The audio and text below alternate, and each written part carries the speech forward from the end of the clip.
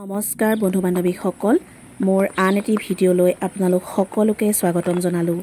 আজি দেওবাৰ আৰু দেওবাৰ মানে এগালমান কাম, সপ্তাহটোৰ কাপোৰ ধোৱা বা থাকি যোৱা কামবোৰ কৰা, ঘৰ দুৱাৰ চাফা কৰা আদি এশএবুৰি কামৰ বাবে দেওবাৰটোত মূৰ তুলিবলৈ সময় নোপোৱাৰ দৰে লাগে। পিছে আজিৰ কথা বেলেগ।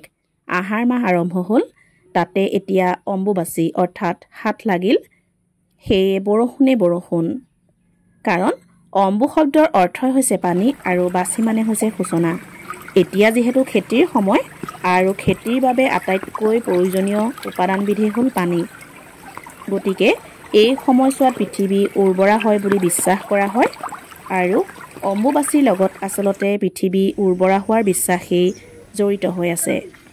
কালি ৰাতিৰে পৰা আজি পুৱালৈকে হৈ থকা বৰষুণজাকৰ ফলত আমাৰ পাছফালৰ বাৰী, কাষৰ পথাৰ আৰু চুবুৰী জলমগ্ন হৈ পৰিল। অৱশ্যে আমাৰ চোতাল বা ভিতৰত পানী নোসোমায় বা চুবুৰী কাৰো ঘৰতে পানী নোসোমায়, কিন্তু সেই বৰষুণজাকৰ বাঢ়নি পানীয়ে গোটেইখন একেবাৰে বুৰাই পেলালে। একেবাৰে সাগৰ সদৃশ পৰিৱেশ হৈ আছে।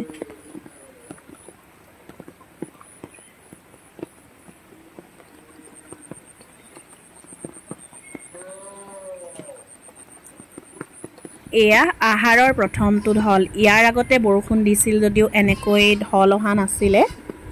আগতে যেতিয়া আমি সৰু থাকোঁতে এনেকৈ পানীৰ ঢল আহিছিল, অৰ্থাৎ আহাৰ বা শাওণ মাহত এনেকৈ ডাঙৰ বৰষুণৰ পাছত যেতিয়া বাঢ়নি পানীবিলাক আহি বাৰীত সোমাই ঢল আহে, তেতিয়া কিন্তু আমি সৰুতে খুব ফূৰ্তি পাইছিলোঁ।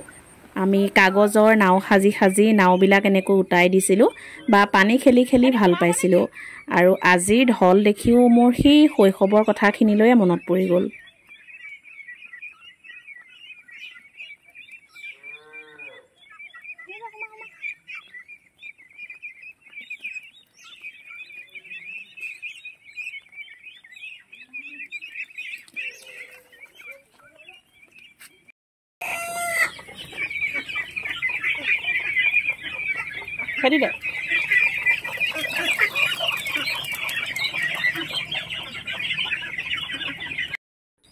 আহাৰ বা শাওণ মাহত এনেকৈ বৰষুণ হ'লে কেৱল যে খেতিপথাৰে উৰ্বৰা হয় তেনে নহয়, নৈ জান খাল বিলবিলাকো মাছ পুঠিৰে ভৰপূৰ হৈ পৰে।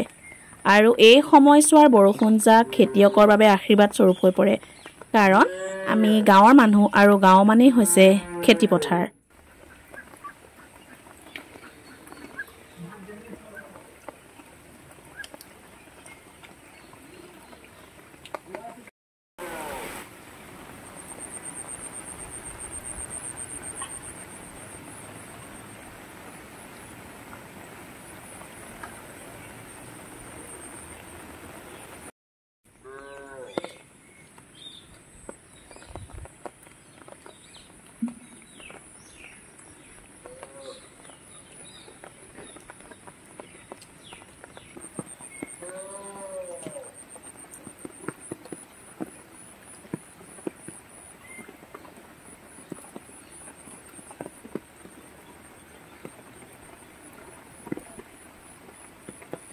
গ্ৰাম্য কৃষিজীৱী জনসাধাৰণ আজিও বতৰৰ ওপৰতে নিৰ্ভৰশীল আৰু বতৰেও সময়মতে বৰষুণজাক দি গাঁৱৰ মানুহক খেতি কৰিবৰ বাবে সুবিধা কৰি দিয়ে।